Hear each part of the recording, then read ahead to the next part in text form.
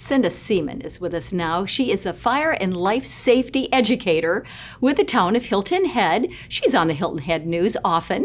So good to meet you, Cinda. Thank you, Robyn.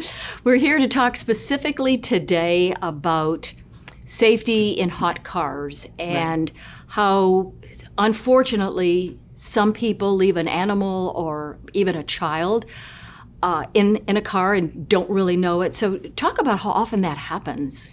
Well, it happens actually more often than you think. If it's not part of your normal routine, you just may forget very easily that you have a child in the back seat.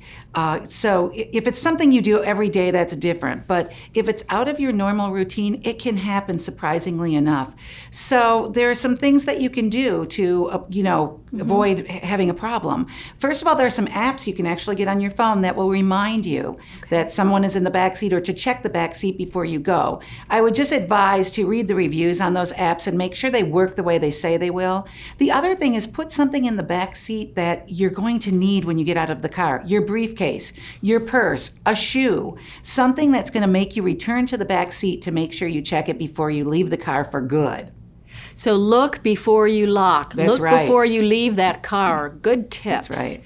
And in your information that you sent, animals. Sometimes people leave their cats, dogs, animals unexpectedly in their cars or trucks or whatever. They do, and sometimes not unexpectedly. They think it's okay. But pets actually have a rougher time than humans with the heat. They only sweat through their paw pads, and it's very hard for them to get relief. So they can't take it very long in the heat. And even when the temperature's in its 50s, heat stroke is still possible, believe it or not. So think about when it's in the 80s or more, that car heats up very quickly, and in 30 minutes or less, it can really become deadly. So it's just important that we pay attention to that. And if you see a pet in distress in a car, it's in front of a store, head into the store, see if you can locate the owner.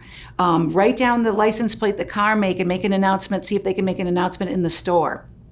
But do what you can to try to help. Very good.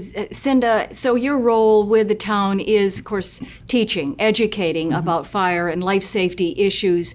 Anything else that you want to maybe share with us for this summer that we need to be aware of? Well, heat stroke in general. We've got to do a lot of fluids.